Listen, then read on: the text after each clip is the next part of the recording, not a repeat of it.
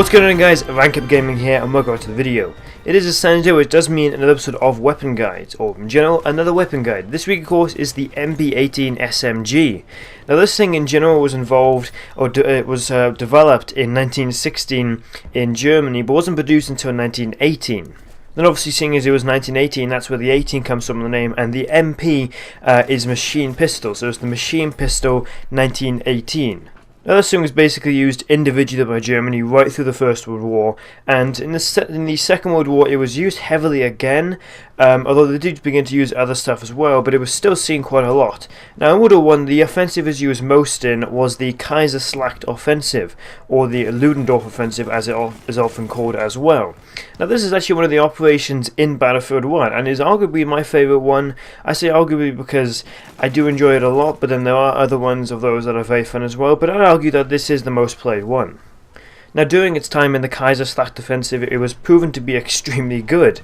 Its pretty basic design basically meant that it would just work. It wouldn't crash down, it wouldn't break, and there really wasn't much yet to do. The gun would fire, and it would do that very reliably. Now, this very basic design actually became sort of the main idea of later SMGs, and overall, like I said, the thing was very, very popular. It had this snail magazine that, again, just wouldn't jam up. The mechanism was very strong, and it's a pretty cool design anyway. 32 round magazine for the SMG at 9mm, pretty clever.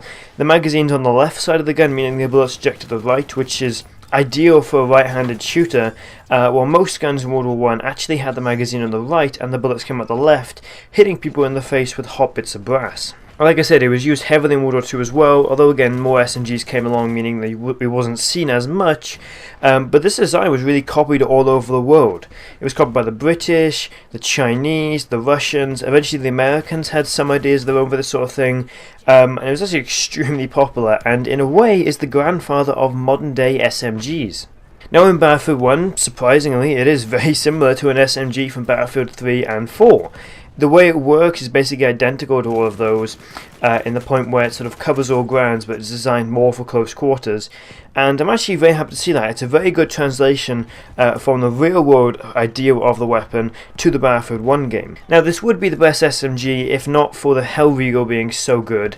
And in general, this kind of makes it a bit odd in Battlefield 1 because there's only 3 SMGs for the assault class, and even then, that's basically the only 3 you can use. Basically means there's one that's perfectly decent at everything, one that's really good at close quarters but sucks at everything else, and then one that is better than both of those combined, and that's of course the Hellriegel.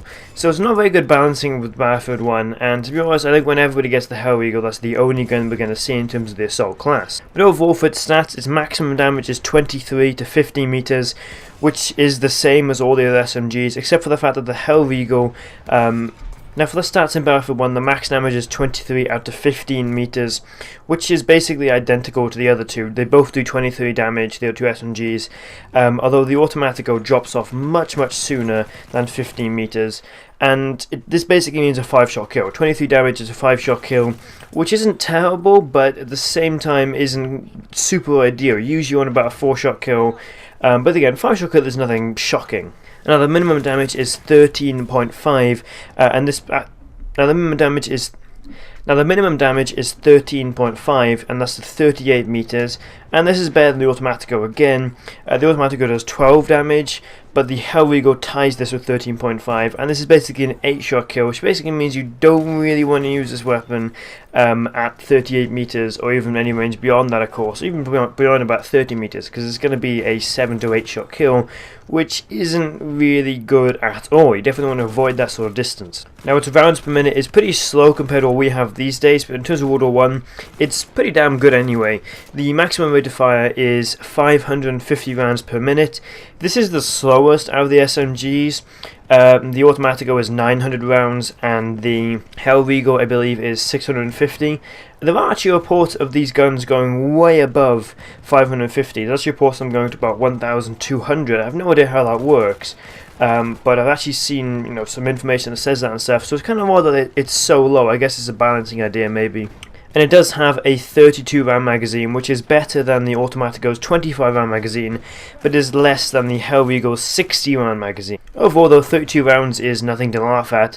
It's pretty damn good, especially for an SMG, and really you'll find yourself not needing to reload a huge amount, but at the same time the reload is pretty fast anyway, so it's not really an issue in that front. Now of course, with basically all other guns in Battlefield 1, there are 3 different variants, but usually with those variants, they aren't very different. There's some of them that are really good at this and that, but most of the time there's not a huge amount of difference. There is surprising difference with the 3 variants for the MP18. Now the first one is the trench variant. This is basically the standard variant. It has no attachment, it uses iron sights, and its main ability, it has pretty good hip fire, but its ranged accuracy, especially aim down sights accuracy, isn't very good. So if you're going to use this one, it's best to utilize that a good hip fire, but at the same time, like I said, it's basically the standard one. It's not going to do terrible at close range, but it's not going to do amazing at long range either, so you can basically use this one if you don't really have much other option. Now the second one is the optical variant. Now the optical basically has a lens sight, which means it has more accuracy at range, but it has less accurate hip fire. This is kind of the best variant, I would say. I say kind of best variant. It's the one I like to use most because I prefer to have this gun at a longer distance because of the slow rate of fire, as opposed to close range, where I usually find I get beaten out by shotguns and SMGs. Now I'm still not a fan of the lens sight, mostly because I find it takes up a lot of space, it's quite hard to see the lens, but as soon as you find the right reticle type, I think this is actually a pretty good sight, even though again it still takes up a lot of range on the screen. Now if you're like me and you prefer to use SMGs in more of a sort of mid-range, sort of close, long-range sort of thing, then this is definitely one to go for you. It's technically not the most accurate one in the game in terms of the MP18 variants, but it's definitely the most accurate for the fully automatic. So for this reason, I really like using this variant above the other two. Now the final variant is the experimental. It's called the experimental because it's a burst fire. Now, from what I could find, the burst fire for the MP18 isn't a real thing. I believe there are concepts and things like that. Maybe it was a random thing that somebody said at one point, or maybe DICE just thought, you know what, stick it in there to give a bit of variation to this. But honestly, this variant just sucks. It does technically have better accuracy than the optical, but it only has better accuracy because when you fire 3 rounds, the gun of course resets the middle of the screen and then shoots again, as opposed to constantly shooting and the recoil climbing obviously. So even then, the accuracy technically isn't any better. And in general, that accuracy isn't really good enough to be a mid-range weapon. It's like something like the Sheragoti or the Sebslatter. It's just nowhere accurate enough to be used for that. And another problem with it is, seeing as it's a 5-shot kill for the MP18 in the closest range possible, that means a 2-shot burst. Granted, you can get a headshot and kill them much quicker, but a 2-shot burst to kill isn't really ideal because you're going to shoot 1 burst, you have to again wait for the gun to shoot the next one. Somebody's probably going to see you and begin putting pressure on you, and somebody else might be able to kill you.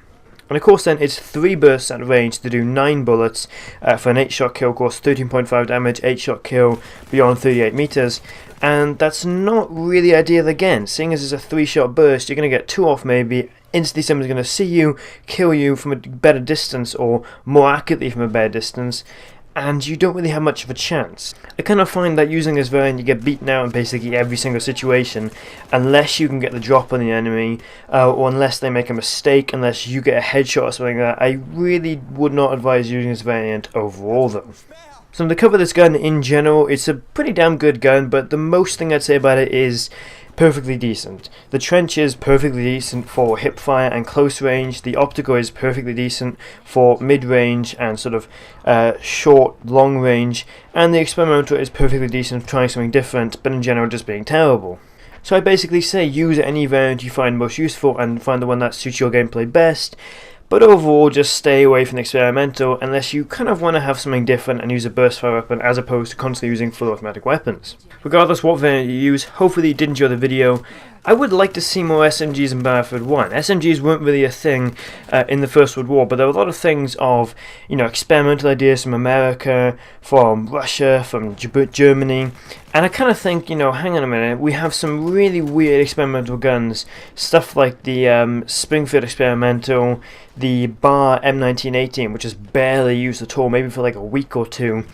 So why can't we have the earlier version of the Thompson, which I believe called the Terminator, which was invented during World War II or World War One, but wasn't used?